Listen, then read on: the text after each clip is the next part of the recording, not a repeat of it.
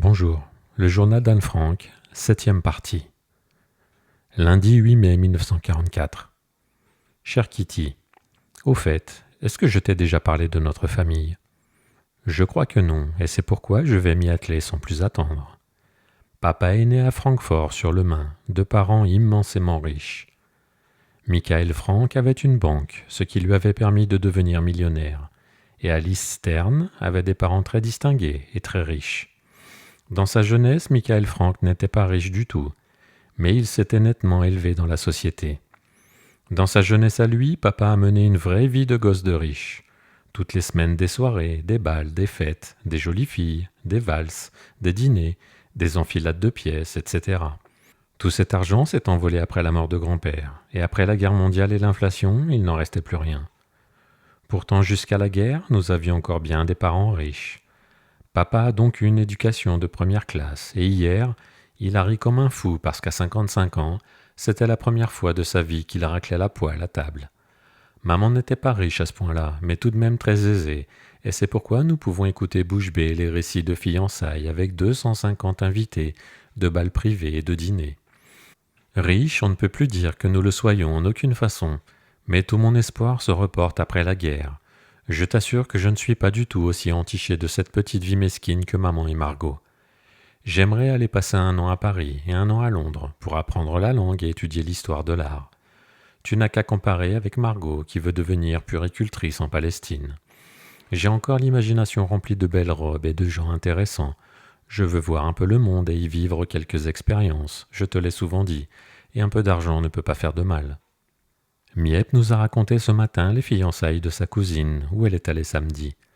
La cousine en question a des parents riches. Le fiancé est un garçon aux parents encore plus riches. Miep nous a mis l'eau à la bouche en nous décrivant le repas qu'ils ont eu. Potage de légumes aux boulettes de viande, fromage, petit pain à la viande, hors d'œuvre, avec œufs et roast beef, petit pain au fromage, gâteau moscovite, vin et cigarettes, le tout à volonté. Miep a bu 10 verres de genièvre et fumé 3 cigarettes, et ça se prétend anti-alcoolique. Si Miep a déjà tant consommé, on peut se demander ce que son époux s'est envoyé. Ils étaient naturellement tous un peu gris à cette fête. Il y avait aussi 2 agents de la section criminelle de la police qui ont pris des photos du couple. Tu vois que Miep ne peut oublier une minute le sort des clandestins, car elle a aussitôt retenu le nom et l'adresse de ses policiers, au cas où il arriverait quelque chose et que l'on ait besoin de bons néerlandais. Elle nous a tellement mis l'eau à la bouche, nous qui n'avons eu pour notre petit déjeuner que 2 cuillerées de flocons d'avoine, et dont le ventre criait famine, nous qui, jour après jour, ne mangeons que des épinards, à moitié cuits pour les vitamines, et des pommes de terre pourries, nous qui n'emmagasinons dans nos estomacs creux que de la salade cuite, des épinards, et encore des épinards. Peut-être finirons-nous par devenir un jour aussi forts que Popeye, bien que je n'en vois pas encore beaucoup de signes. Si Miep nous avait emmenés à ses fiançailles, il ne serait rien resté des petits pains pour les autres invités. Si nous avions été à cette fête, nous aurions sûrement tout pillé, et nous n'aurions même pas laissé les meubles à leur place. Je peux te dire que nous buvions les paroles de Miep, que nous l'entourions comme si de notre vie nous n'avions jamais entendu parler de bonnes choses ou de gens chics. Et voilà les petites filles du fameux millionnaire. Décidément, les choses ne tournent pas rond dans le monde. Bien à toi, Anne M. Frank. Mardi 9 mai 1944. Cher Kitty, l'histoire d'Hélène, la fée, est terminée. Je l'ai recopiée sur du beau papier à lettres, décoré à l'encre rouge, et j'ai cousu les feuillets. Le tout a assez bonne allure, mais je me demande si ce n'est pas un peu maigre. Margot et maman composaient chacune un poème d'anniversaire. Monsieur Kugler est monté cet après-midi nous annoncer qu'à partir de lundi, Madame Brox veut venir ici tous les midis faire une pause café de 2 heures. Tu te rends compte ? Personne ne pourra plus monter, on ne pourra plus nous apporter de pommes de terre, Bep n'aura pas à manger, nous ne pourrons pas aller aux toilettes, nous n'aurons plus le droit de bouger et d'autres inconvénients. Nous avons présenté les propositions les plus diverses pour la décourager. Van Damme a suggéré qu'un bon laxatif dans son café suffirait peut-être. « Ah non, a répondu Clément, tout sauf ça. On ne pourrait plus la faire sortir des goguenots. » Rire tonitruant. « Des goguenots » a demandé madame. « Qu'est-ce que ça veut dire ?» L'explication a suivi. « Et je peux l'employer tout le temps » a-t-elle demandé ingénument. Bep a pouffé. « Quelle idée ! Si vous demandiez au Bjenkorf où sont les goguenots, il ne comprendrait même pas. » Du sel s'installe maintenant sur les goguenots pour conserver l'expression à 12h30 pile. Cet après-midi, j'ai pris bravement un morceau de papier rose et y ai écrit « Horaire de service des WC pour Monsieur Dussel. Le matin, 7h15, 7h30. L'après-midi à partir de 1h, ensuite à volonté. » J'ai fixé ce mot sur la porte verte des toilettes pendant qu'il y était encore. J'aurais pu ajouter « Toute infraction à cette loi sera punie d'emprisonnement », car on peut fermer nos toilettes du dedans et du dehors. Dernière bonne blague de Van Damme. Inspiré par ses leçons sur la Bible et Adam et Ève, un garçon de 13 ans demande à son père « Dis-moi papa, comment je suis né au juste ?» « Eh bien, répond le père, la cigogne t'a pêché dans la mer, t'a déposé dans le lit à côté de maman et l'a piqué très fort à la jambe. Ça l'a fait saigner et elle a dû rester couchée plus d'une semaine. » Pour avoir des précisions, le garçon va reposer la même question à sa mère. « Dis-moi maman, demande-t-il, comment es-tu né, comment est-ce que je suis né, moi ?» Sa mère lui raconte exactement la même histoire, après quoi le garçon, pour savoir le fin mot de l'affaire, va trouver aussi son grand-père.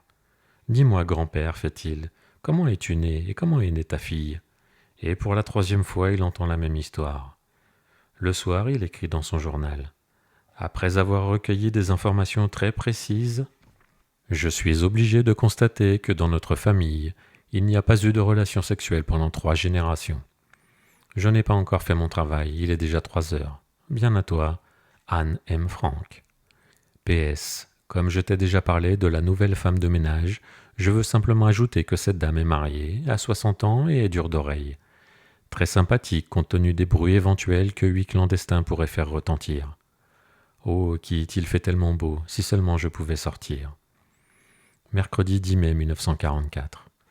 Cher Kitty, hier après-midi, nous étions au grenier en train de faire du français, lorsque j'ai entendu soudain derrière moi un clapotis d'eau.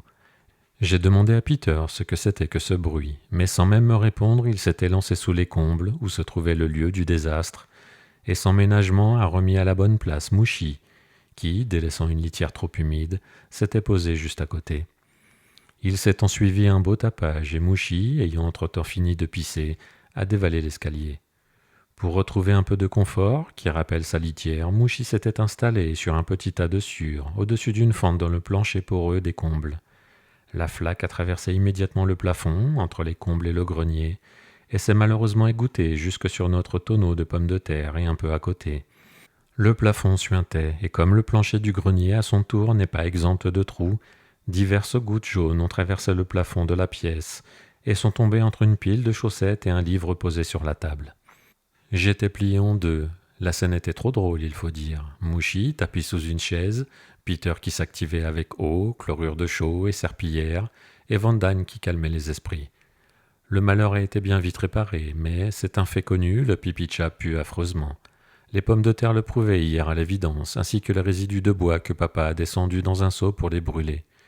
Pauvre Mouchi, comment pourrais-tu te douter qu'on ne trouve plus de litière de tourbe ? Anne.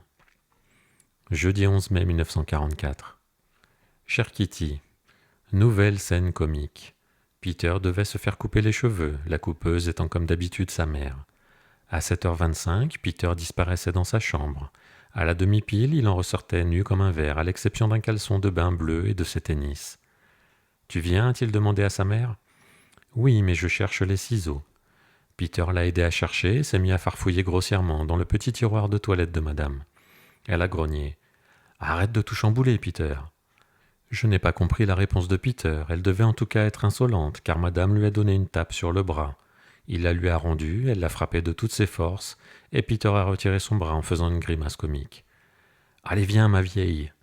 Madame est restée plantée là. Peter l'a saisie par les poignets et l'a traînée à travers toute la pièce.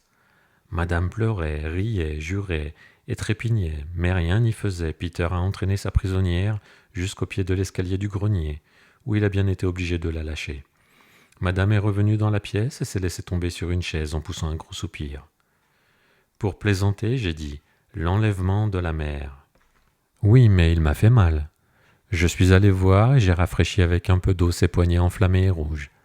Peter, toujours au bas de l'escalier, a recommencé à s'impatienter et il est rentré dans la pièce en tenant sa ceinture à la main comme un dompteur. Mais madame ne l'a pas suivi. Elle est restée assise devant le bureau en cherchant un mouchoir. « Tu dois d'abord me présenter des excuses. » « Bon, eh bien, je te présente mes excuses, sinon on va encore perdre du temps. » Malgré elle, madame n'a pu s'empêcher de rire. Elle s'est levée et dirigée vers la porte. Là, elle s'est sentie tenue de nous donner d'abord des explications.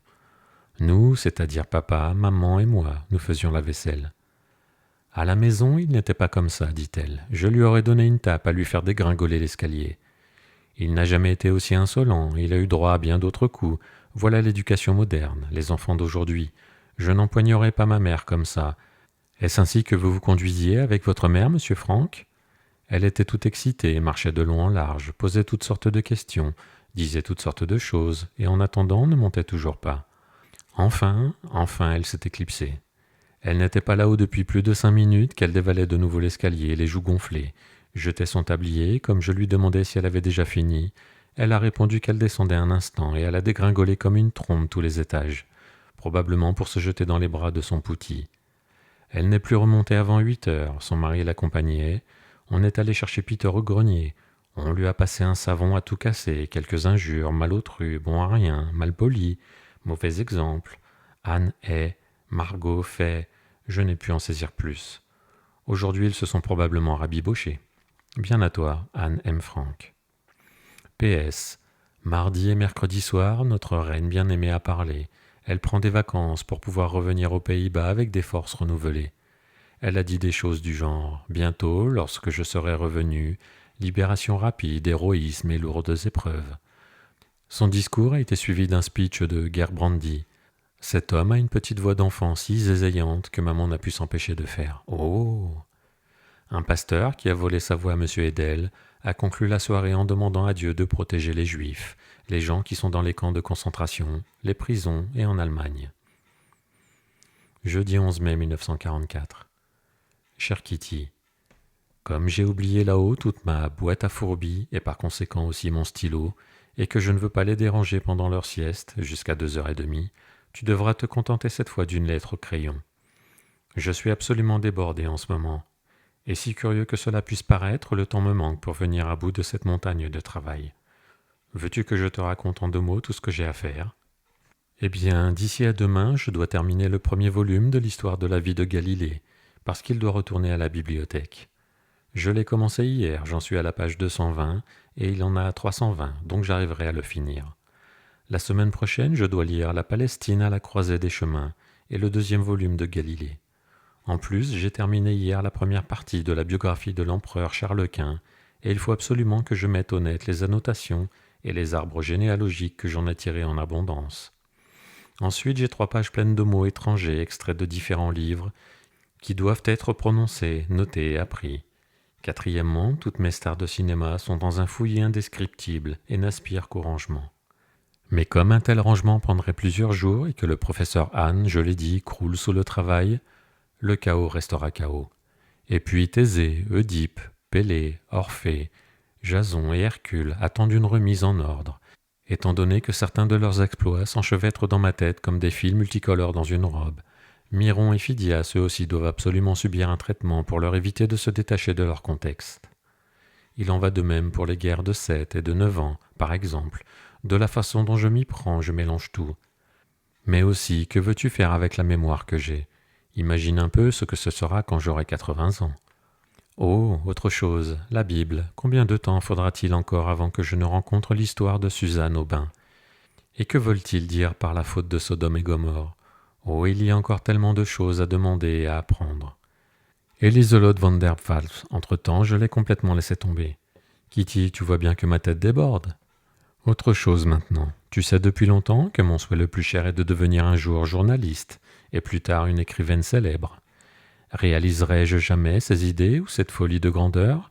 L'avenir nous le dira, mais jusqu'à présent je ne manque pas de sujet. Après la guerre, je veux en tout cas publier un livre intitulé « L'Annexe ». Reste à savoir si j'y arriverai, mais mon journal pourra servir. Il faut aussi terminer la vie de Caddy, et je me suis figuré la suite de l'histoire de la sorte. Caddy, après sa guérison au sanatorium, rentre chez elle et poursuit sa correspondance avec Hans. On est en 1941, elle ne tarde pas à découvrir que Hans a des sympathies qui le portent vers le NSB, et comme Caddy est profondément touché par le sort des Juifs et de son amie Marianne, un certain éloignement s'installe entre eux. La rupture intervient après une rencontre au cours de laquelle ils s'étaient d'abord réconciliés, mais après laquelle Hans avait eu une autre amie. Caddy est brisée, mais pour avoir au moins un bon travail, elle veut devenir infirmière. Elle va en Suisse sur le conseil d'amis de son père pour y prendre un emploi d'infirmière dans un sanatorium pour phtisiques. Durant ses premières vacances, elle va sur le lac de Côme où elle rencontre Hans par hasard.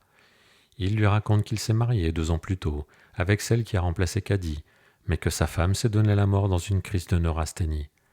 C'est seulement aux côtés de sa femme qu'il s'était rendu compte à quel point il avait aimé la petite Caddy, et cette fois il lui redemande sa main. Caddy refuse, bien qu'elle l'aime toujours autant malgré elle, mais sa fierté la retient.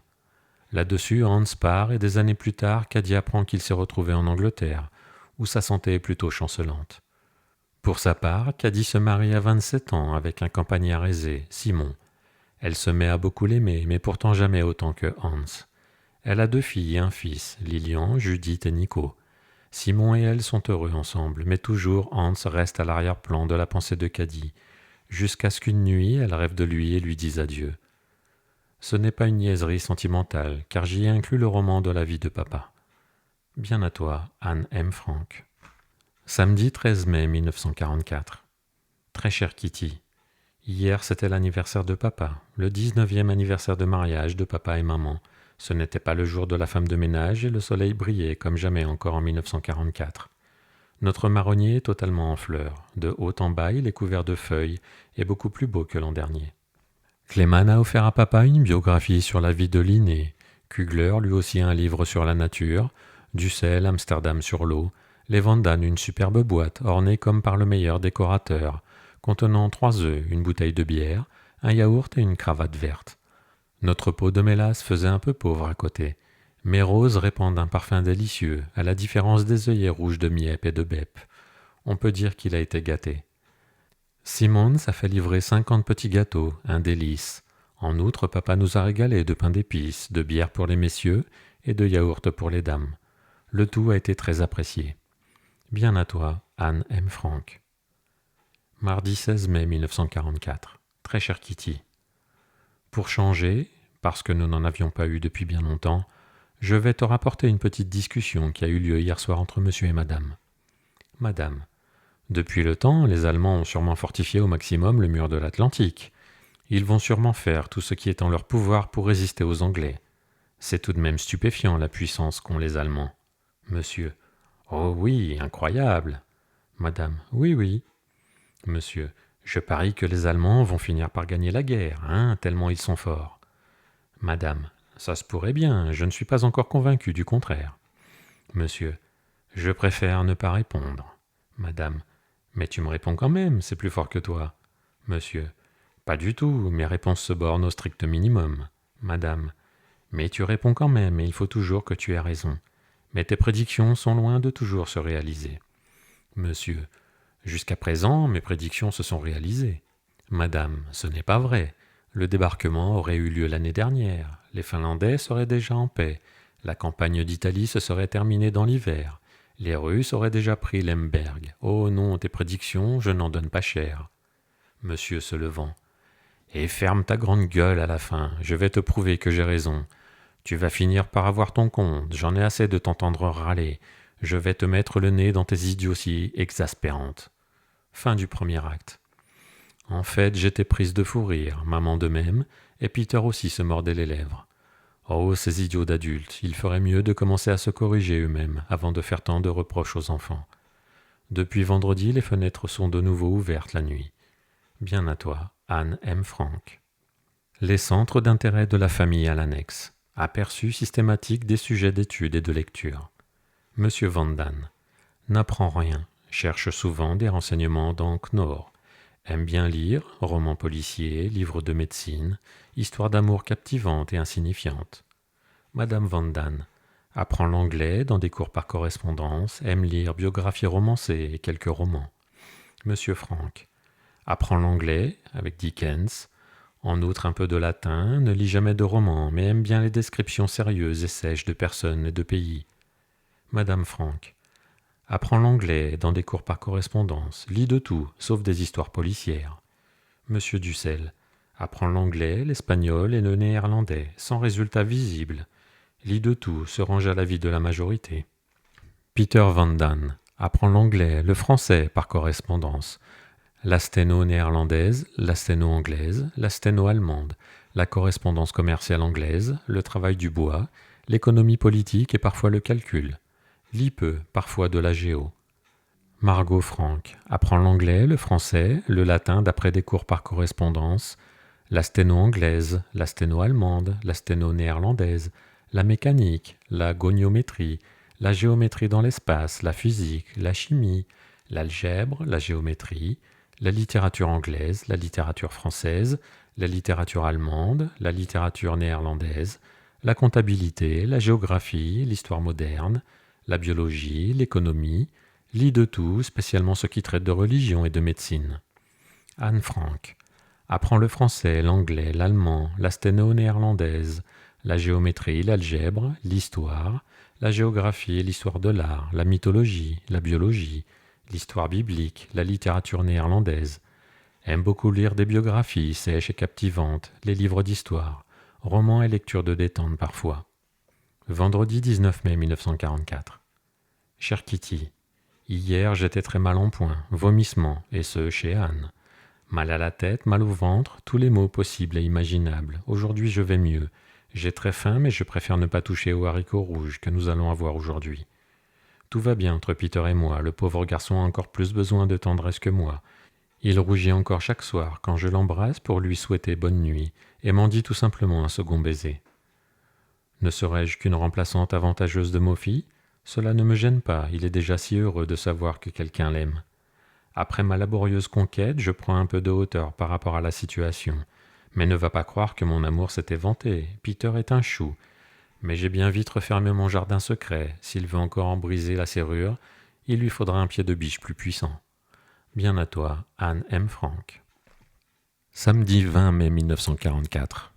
Cher Kitty, hier je suis descendu du grenier et à peine entré dans la pièce, j'ai vu le beau vase avec les œillets par terre, maman à genoux en train de passer la serpillière et Margot repêchant mes papiers sur le sol. Que s'est-il passé ai-je demandé avec appréhension et sans attendre leur réponse, j'ai constaté les dégâts à distance. Mon dossier d'arbre généalogique, mes cahiers, mes livres, tout trempait. J'étais prête à pleurer et j'étais si bouleversée que je me suis mise à parler en allemand. Je ne me souviens plus d'aucune de mes paroles, mais Margot a dit que j'ai débité quelque chose du genre « dégâts immenses, épouvantables, affreux, irréparables ». Et davantage encore. Papa a éclaté de rire, maman et Margot se sont jointes à lui, mais j'en aurais pleuré d'avoir fait tout ce travail et pris des notes si détaillées pour rien. En y regardant de plus près, ces dégâts immenses n'étaient pas trop graves. Au grenier, j'ai mis soigneusement de l'ordre dans les papiers collés ensemble et les ai séparés. Ensuite, je les ai suspendus au fil, les uns à côté des autres, pour les faire sécher. C'était un drôle de spectacle et je n'ai pu m'empêcher de rire. Marie de Médicis à côté de Charles Quint, Guillaume d'Orange à côté de Marie-Antoinette. Quel crime racial, a plaisanté M. Van Damme. Après avoir confié à Peter le soin de mes papiers, je suis redescendu. Quels sont les livres irrécupérables ai-je demandé à Margot, qui passait mon trésor livresque en revue. Celui d'algèbre, a dit Margot. Mais même celui-là, malheureusement, n'était pas complètement gâté. J'aurais voulu qu'il soit tombé dans le vase. Je n'ai jamais autant détesté un livre que ce livre d'algèbre. Sur la première page, on lit au moins 20 noms de filles qui l'ont eu avant moi. Il est vieux, jaune, plein de gribouillis, de ratures et de corrections. Un jour, si je ne me retiens pas, je déchirerai cette saleté en petits morceaux.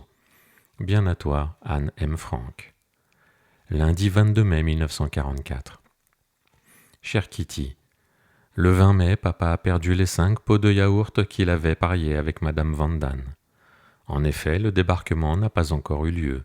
Je peux affirmer sans crainte que dans tout Amsterdam, toute la Hollande, et même sur toute la côte ouest de l'Europe jusqu'à l'Espagne, le débarquement est jour et nuit la source de conversation, de débats, de paris et d'espoir. La tension atteint son paroxysme. Ceux que nous considérons comme de bons Néerlandais sont loin de tous continuer à faire confiance aux Anglais. Le bluff des Anglais est loin d'être considéré par tout le monde comme une tactique de maître. Oh non. Maintenant les gens veulent enfin voir des actes, de grands actes héroïques. Personne ne voit plus loin que le bout de son nez, personne ne se rend compte que les Anglais doivent se battre pour eux-mêmes et pour leur propre pays. Tout le monde s'imagine qu'ils sont obligés de sauver la Hollande le plus rapidement et le mieux possible. Quelles sont donc les obligations des Anglais? Qu'ont fait les Hollandais pour mériter l'aide magnanime à laquelle ils s'attendent avec certitude? Non, assurément, les Néerlandais font vraiment erreur. Les Anglais, en dépit de tout leur bluff, ne se sont pas plus discrédités que tous les autres pays, grands ou petits, aujourd'hui occupés. Les Anglais ne présenteront certainement pas leurs excuses. Ils dormaient pendant que l'Allemagne s'armait. Mais tous les autres pays, les pays voisins de l'Allemagne, dormaient eux aussi. La politique de l'autruche ne mène nulle part. L'Angleterre et le reste du monde s'en sont aperçus. Et chaque pays doit maintenant payer le prix. L'Angleterre aussi lourdement que les autres. Aucun pays n'est prêt à sacrifier ses hommes pour rien, et surtout pas dans l'intérêt des autres. L'Angleterre n'échappe pas à la règle. Le débarquement, la libération et la liberté arriveront un jour. Toutefois, c'est l'Angleterre qui peut en décider le moment et non les territoires occupés, même tous ensemble. À notre grand regret et à notre grande consternation, nous avons appris que chez beaucoup de gens, les sentiments à notre égard, nous les Juifs, se sont profondément modifiés. Nous avons entendu dire que l'antisémitisme s'est répandu dans des milieux qui auparavant n'y songeaient pas. Ce fait nous a très profondément choqués, tous les 8. La cause de cette haine contre les Juifs est compréhensible, parfois même humaine, mais elle n'est pas bonne. Les chrétiens reprochent aux Juifs d'en dire trop aux Allemands, de trahir leurs protecteurs, d'imposer par leur faute à de nombreux chrétiens le sort et les représailles épouvantables que subissent tant de gens. Tout cela est vrai. Mais comme pour tout, les chrétiens doivent aussi envisager la situation inverse. Agirait-il différemment à notre place? Une personne, qu'elle soit juive ou chrétienne, peut-elle se taire face aux moyens employés par les Allemands? Tout le monde sait que c'est presque impossible. Pourquoi alors exiger l'impossible des Juifs? On chuchote parmi les résistants que les Juifs allemands qui ont émigré aux Pays-Bas et se trouvent à présent en Pologne n'auront pas le droit de rentrer aux Pays-Bas. Ils y avaient un droit d'asile, mais devront retourner en Allemagne quand Hitler sera parti. Quand on entend des choses pareilles, n'est-il pas logique de se demander à quoi sert cette guerre longue et pénible? On nous dit pourtant sans cesse que nous combattons tous ensemble pour la liberté, la vérité et la justice. Et il suffit qu'au cours de la bataille, une discorde apparaisse pour que les Juifs soient de nouveau jugés inférieurs aux autres. Comme c'est navrant, vraiment navrant de constater que, pour la énième fois, le vieil adage se vérifie. Un chrétien est seul responsable de ses actes. Un juif fait retomber sur tous les autres juifs les conséquences de ses actes. Honnêtement, je n'arrive pas à comprendre que des Néerlandais, des gens qui appartiennent à ce peuple si bon, si honnête et si juste, se fassent une telle idée de nous, se fassent une telle idée du peuple sans doute le plus opprimé, le plus malheureux et le plus pitoyable de toute la terre. Je n'espère qu'une seule chose, c'est que cette haine des Juifs sera de nature passagère, que les Néerlandais finiront par montrer qui ils sont, que leur sentiment de justice ne faiblira pas aujourd'hui ou jamais, car ceci est injuste. Et si cette horreur devait se révéler vraie, la pauvre poignée de Juifs qui reste aux Pays-Bas partira. Nous aussi nous ferons notre baluchon, poursuivrons notre chemin et quitterons ce beau pays qui nous a si généreusement offert un toit et qui à présent nous tourne le dos. J'aime les Pays-Bas. À un moment donné, j'ai espéré que ce pays deviendrait ma patrie, à moi l'apatride. Je l'espère encore. Bien à toi, Anne M. Frank. Jeudi 25 mai 1944. Cher Kitty, Bep s'est fiancé. Le fait n'a rien d'étonnant en soi, même si aucun de nous ne s'en réjouit. Bertus est sans doute un garçon solide, gentil et sportif, mais Bep ne l'aime pas, et à mon avis c'est une raison suffisante pour lui déconseiller de se marier. Bep concentre toute son énergie pour s'élever dans l'échelle sociale, et Bertus l'attire vers le bas. C'est un ouvrier qui ne s'intéresse à rien et n'a pas la volonté d'arriver à quelque chose. Alors je ne crois pas que Bep puisse se sentir heureuse avec lui. On comprend pourquoi Bep a voulu mettre fin à cette relation pas très satisfaisante. Il y a 4 semaines encore, elle a rompu avec lui, mais comme elle se sentait encore plus malheureuse, elle lui a écrit une lettre de réconciliation, et la voilà maintenant qui se fiance. Un tas de facteurs ont joué un rôle dans ces fiançailles. Premièrement, la maladie du père, qui éprouve une grande affection pour Bertus. Deuxièmement, elle est la plus âgée de toutes les filles Voskuijl, et sa mère la taquine car elle reste sans mari. Troisièmement, Bep vient d'avoir 24 ans et elle s'en préoccupe beaucoup. Maman a dit qu'elle aurait mieux compris que Bep ait une liaison avec lui, je n'en sais rien. J'ai pitié de Bep et comprends qu'elle se soit sentie si seule. Le mariage, de toute façon, il n'en est pas question avant la fin de la guerre, puisque Bertus vit dans la clandestinité, ou plutôt évite le travail forcé. Et en plus, ni l'un ni l'autre n'a un sou de côté ou un trousseau. Quelle triste perspective pour Beb, à qui nous souhaitons tous tant de bonheur. J'espère que Bertus finira par changer sous son influence, ou que Beb rencontre un homme gentil qu'il apprécie à sa juste valeur. Bien à toi, Anne M. Frank. Le même jour. Chaque jour du nouveau, ce matin Van Hoven a été arrêté. Il hébergeait 2 juifs chez lui. C'est un coup dur pour nous, non seulement parce que ces pauvres juifs se retrouvent au bord du gouffre, mais parce que c'est affreux pour Van Hoven. Ici, c'est le monde à l'envers. Les gens les plus respectables sont envoyés dans des camps de concentration, des prisons et des cellules isolées. Et la racaille règne sur jeunes ou vieux, riches ou pauvres. Les uns se font prendre à cause du marché noir, les autres à cause des juifs ou d'autres clandestins. Personne ne sait ce qui arrivera demain s'il n'est pas membre du NSB. Pour nous aussi, Van Hoven est une grande perte. Beb ne peut pas et ne doit pas charrier ces quantités de pommes de terre. Il ne nous reste plus qu'à manger moins. Comment nous allons nous y prendre? Je t'en parlerai, mais cela ne va rien arranger à la situation. Maman dit que nous ne prendrons plus du tout de petit déjeuner le matin, que nous aurons des flocons d'avoine et du pain à midi, des pommes de terre sautées le soir et éventuellement, 1 ou 2 fois par semaine, des légumes ou de la salade. Nous n'aurons rien de plus. Nous allons avoir faim, mais rien n'est pire que d'être découvert. Bien à toi, Anne M. Frank. Vendredi 26 mai 1944. Très cher Kitty, enfin j'ai le temps de m'asseoir tranquillement à ma petite table, devant l'entrebâillement de la fenêtre et de tout te raconter. Je n'ai jamais été aussi malheureuse depuis des mois. Même après le cambriolage, je n'étais pas à ce point brisée physiquement et mentalement. D'un côté, Van Hoven, le problème des Juifs dont on discute amplement dans toute la maisonnée, le débarquement qui ne vient pas, la mauvaise nourriture, la tension, le découragement ambiant et la déception par rapport à Peter. D'un autre côté, les fiançailles de Beb, la fête de la Pentecôte, les fleurs, l'anniversaire de Kugler, les gâteaux, les histoires de chansonniers, de films et de concerts. Ce décalage, cet énorme décalage est toujours présent. Un jour, nous rions du comique de la situation, mais le jour suivant et beaucoup d'autres jours, nous avons peur, l'angoisse, la tension et le désespoir se lisent sur nos visages. Miep et Kugler subissent le plus gros de la charge que nous représentons, nous et tous les clandestins. Miep dans son travail, et Kugler car parfois il a du mal à supporter la responsabilité colossale de notre vie à tous les 8, et n'arrive presque plus à parler tant il essaie de contrôler ses nerfs et son excitation. Clément et Beb s'occupent bien de nous, eux aussi, très bien même, mais il leur arrive d'oublier l'annexe, même si ce n'est que pour quelques heures, un jour ou peut-être 2.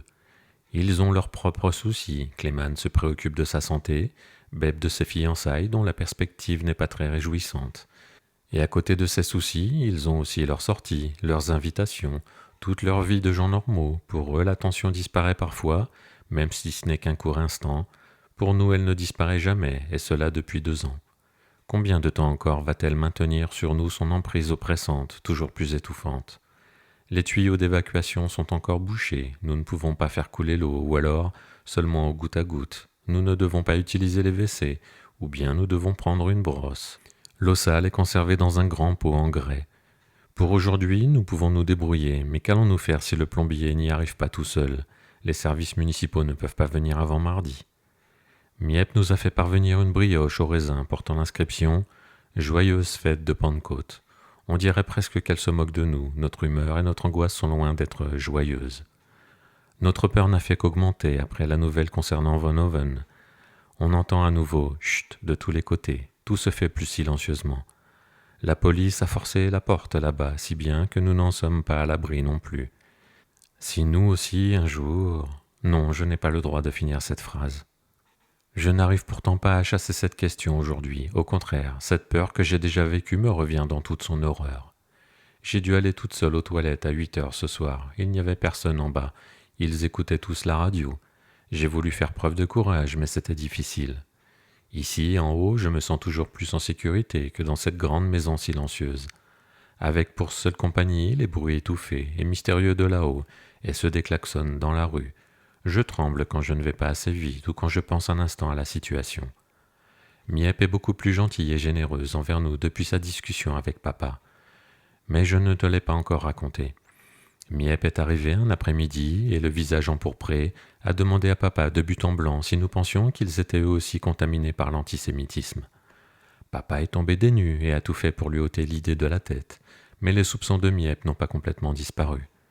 Il nous apporte plus de choses, il s'intéresse davantage à nos désagréments, même si nous n'avons absolument pas le droit de les tracasser avec cela. Oh, ce sont vraiment des gens bien.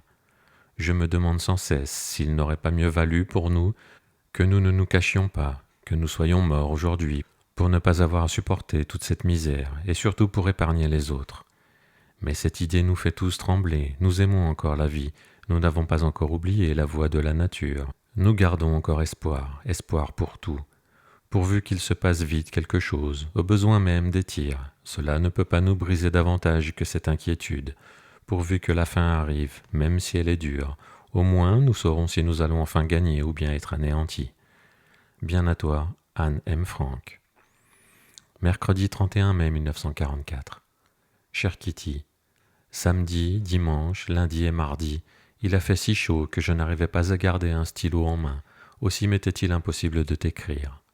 Vendredi, les tuyaux d'évacuation étaient bouchés, samedi, on les a réparés. Madame Clément est venue nous voir l'après-midi et nous a raconté un tas de choses sur Jopie, entre autres qu'elle était avec Jacques Van Marsen dans un club de hockey. Dimanche, Bep est venue voir s'il n'y avait pas eu de cambriolage et elle est restée pour le petit déjeuner. Lundi, le lundi de Pentecôte, M. Gies a joué le rôle de gardien des clandestins et mardi, nous avons enfin pu rouvrir les fenêtres. On a rarement vu un temps aussi beau et chaud. On pourrait même dire, sans exagérer, un temps aussi torride pour les fêtes de la Pentecôte. La chaleur ici à l'annexe est insupportable. Pour te donner une idée du type de lamentation, je vais brièvement te décrire les jours de chaleur. Samedi. Quel temps merveilleux, disions-nous tous les matins. Et l'après-midi, quand toutes les fenêtres devaient rester fermées. Si seulement il faisait un peu moins chaud.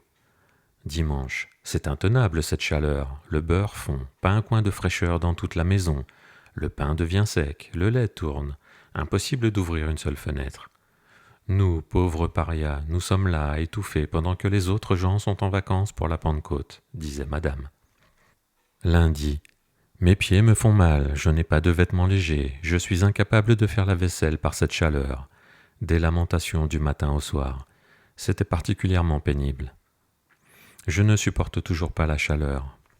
Je suis contente qu'aujourd'hui le vent souffle fort et qu'il y ait pourtant du soleil. Bien à toi, Anne M. Frank. Vendredi 2 juin 1944. Cher Kitty, quiconque va au grenier doit se munir d'un grand parapluie, de préférence un modèle pour homme. Ceci pour se protéger des pluies venant de là-haut. Il existe pourtant un dicton qui dit « Du haut des nuages, le ciel est toujours bleu ». Mais il n'est certainement pas valable en temps de guerre, les tirs, et pour les clandestins, la litière du chat. En effet, Mouchy a pris en quelque sorte l'habitude de déposer ses besoins sur des journaux ou dans une fente du parquet, si bien qu'il y a toujours lieu de s'inquiéter non seulement des fuites, mais plus encore de l'affreuse puanteur. Quand on sait que, de surcroît, le nouveau Mourge de l'entrepôt souffre des mêmes maux, toute personne qui a déjà eu un chat dressé peut fort bien s'imaginer le type d'odeur qui flotte dans notre immeuble, en dehors de celle du poivre et du thym. Sinon, j'ai un remède exclusif contre les tirs. En cas de détonation violente, se hâter vers l'escalier en bois le plus proche, descendre et remonter l'escalier à toute allure, et s'assurer qu'en répétant ce mouvement, on tombe doucement au moins une fois dans la descente. Avec les écorchures et le bruit occasionné par les pas plus la chute, on a trop à faire pour entendre les tirs ou pour y penser. La rédactrice de la présente a mis en application ce remède idéal avec un succès certain. Bien à toi, Anne M. Frank. Lundi 5 juin 1944. Cher Kitty, nouveau désagrément à l'annexe. Dispute entre Dussel et les Franck à propos du partage du beurre. Capitulation de Dussel. Grande amitié entre Madame Van Damme et ce dernier. Flirt, baisers et sourires amicaux. Dussel commence à ressentir le besoin d'une femme. Les Van Damme ne veulent pas préparer un pain d'épices pour l'anniversaire de Kugler, parce que nous n'en mangeons pas nous-mêmes. Quelle mesquinerie. En haut, atmosphère exécrable. Madame enrhumée. Dussel surpris avec des comprimés de levure de bière alors que nous n'avons rien. Prise de Rome par la 5e armée, la ville n'a été ni saccagée, ni bombardée. Quelle propagande pour Hitler. Peu de légumes et de pommes de terre, un paquet de pain moisi.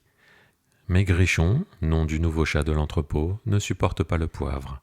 Il prend son bac pour lit et la laine de bois d'emballage pour WC, impossible de le garder. Temps mauvais, bombardement continu sur le Pas-de-Calais et la côte ouest de la France. Il est impossible d'écouler les dollars, l'or encore moins. On peut voir le fond de la caisse noire. De quoi allons-nous vivre le mois prochain? Bien à toi, Anne M. Frank. Mardi 6 juin 1944. Très cher Kitty.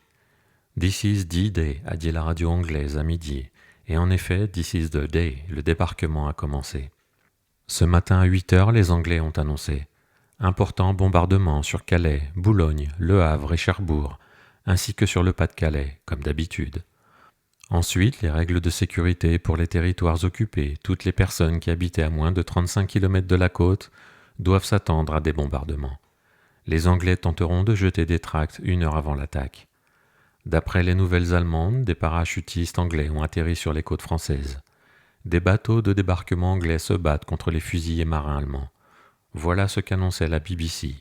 Conclusion de l'annexe. À 9 heures au petit déjeuner, il s'agit d'un essai, comme à Dieppe il y a 2 ans. Communiqué à la radio anglaise à 10 heures, en allemand, en néerlandais, en français et en d'autres langues. L'invasion a commencé, donc le vrai débarquement. Communiqué à la radio anglaise à 11 heures, en allemand, discours du commandant en chef des armées, le général Dwight Eisenhower. Communiqué à la radio anglaise en anglais, This is D-Day. Le général Eisenhower s'est adressé au peuple français en ces termes. Voici venu le grand jour, une lutte acharnée se prépare, mais elle sera suivie de la victoire. L'année 1944 est l'année de la victoire totale. Bonne chance. Communiqué à la radio anglaise à 1 heure, en anglais traduit. 11 000 avions sont appareillés, ils ne cessent de faire la navette pour parachuter des troupes et bombarder l'arrière des lignes. 4 000 barges de débarquement, plus des petits bateaux accostent les uns après les autres entre Cherbourg et Le Havre. Les armées anglaises et américaines sont déjà engagées dans de durs combats. Discours de Gerbrandy, du Premier ministre belge, du roi Haakon de Norvège, de Gaulle pour la France, du roi d'Angleterre, sans oublier Churchill. L'annexe est en émoi. La libération tant attendue approcherait-elle enfin, cette libération dont on a tant parlé, mais qui est encore trop belle, trop miraculeuse pour devenir un jour réalité? Cette année, l'année 1944, va-t-elle nous offrir la victoire? Nous n'en savons toujours rien pour l'instant, mais l'espoir nous fait vivre. Il nous redonne courage, il nous redonne de la force. Car il nous faudra du courage pour supporter les multiples angoisses, privations et souffrances. Maintenant, il s'agit de garder son calme et de persévérer. Mieux vaut s'enfoncer les ongles dans la chair que crier. La France, la Russie, l'Italie et aussi l'Allemagne peuvent toutes crier de détresse. Mais nous n'en avons pas encore le droit. Oh Kitty, le plus beau du débarquement, c'est que j'ai l'impression que des amis approchent. Ces horribles Allemands nous ont opprimés et mis le couteau sous la gorge pendant si longtemps que les amis et la délivrance, c'est tout pour nous. Il ne s'agit plus des Juifs, il s'agit des Pays-Bas, les Pays-Bas et toute l'Europe occupée. Peut-être, a dit Margot, qu'en septembre ou en octobre, je pourrai malgré tout retourner à l'école. Bien à toi, Anne M. Frank. PS, je te tiendrai au courant des informations de dernière minute. Ce matin et aussi dans la nuit, des bonshommes de paille et des mannequins ont atterri derrière les positions allemandes. Ils explosaient dès qu'ils touchaient le sol. En plus, beaucoup de parachutistes ont atterri. Ils étaient tous peints en noir pour ne pas attirer l'attention. Le matin à 6 heures, les premiers navires ont débarqué, alors que la côte avait été bombardée toute la nuit avec 5 millions de kilos de bombes. 20 000 avions étaient engagés aujourd'hui. Les batteries côtières allemandes étaient déjà détruites au moment du débarquement. Une petite tête de pont s'est déjà formée. Tout va bien, en dépit du mauvais temps. L'armée et la population ne sont que une seule volonté, un seul espoir. Vendredi 9 juin 1944. Cher Kitty, le débarquement se déroule à merveille. Les Alliés ont pris Bayeux, une petite ville sur la côte française, et se battent à présent pour s'emparer de Caen. À l'évidence, le but est d'isoler la presqu'île sur laquelle se trouve Cherbourg. Tous les soirs, les correspondants de guerre parlent des difficultés, du courage et de l'ardeur de l'armée. Ils racontent aussi des actions d'éclat inimaginables. Des blessés déjà revenus en Angleterre sont aussi venus parler au micro. En dépit du temps exécrable, les vols se poursuivent vaillamment. Nous avons appris par la BBC que Churchill avait eu l'intention de se lancer dans le débarquement avec les troupes. C'est seulement sous la pression d'Eisenhower et d'autres généraux qu'il n'a pas mis son plan à exécution. Tu te rends compte du courage de ce vieux monsieur. Il doit bien avoir 70 ans. Ici, l'excitation est un peu retombée. Pourtant, nous espérons que la guerre sera enfin terminée à la fin de l'année. Il serait temps. Les lamentations de Madame Van Damme deviennent insupportables, maintenant qu'elle ne peut plus nous taper sur les nerfs avec le débarquement. Elle nous empoisonne toute la journée avec le mauvais temps. On aurait envie de la mettre au grenier dans un seau d'eau froide. Toute l'annexe, à l'exception de Van Damme et Peter, a lu la trilogie Rhapsodie hongroise. Ce livre traite de la vie du compositeur, pianiste virtuose et enfant prodige Franz Liszt. Le livre est très intéressant, mais à mon avis, on y parle un peu trop de femmes. Liszt n'a pas seulement été le plus grand et le plus connu des pianistes de son époque, mais il en a été aussi le plus grand coureur de jupons, jusqu'à sa 70e année incluse. Il a eu une liaison avec la comtesse Marie d'Agoult, la princesse Caroline Sayn-Wittgenstein, la danseuse Lola Montez, la pianiste Agnès Kingsworth, la pianiste Sophie Menter, la princesse circassienne Olga Janina, la baronne Olga Meyendorf, l'actrice Lila je ne sais quoi, etc. Et ça n'en finit pas.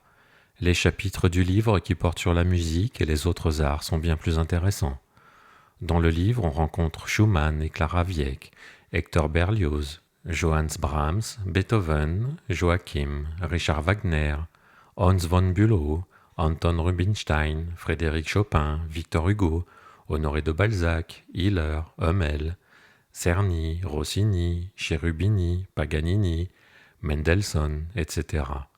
Liszt était en fait un gars très sympa, très généreux, humble en ce qui le concernait, quoique d'une vanité au-dessus de la moyenne. Il aidait tout le monde, plaçait l'art plus haut que tout, adorait le cognac et les femmes, ne supportait pas les larmes, était un gentleman, ne savait refuser une faveur à personne, n'accordait aucune importance à l'argent, aimait la liberté religieuse et le monde. Bien à toi, Anne M. Frank. Mardi 13 juin 1944. Cher Kit, encore un anniversaire de plus, j'ai donc maintenant 15 ans.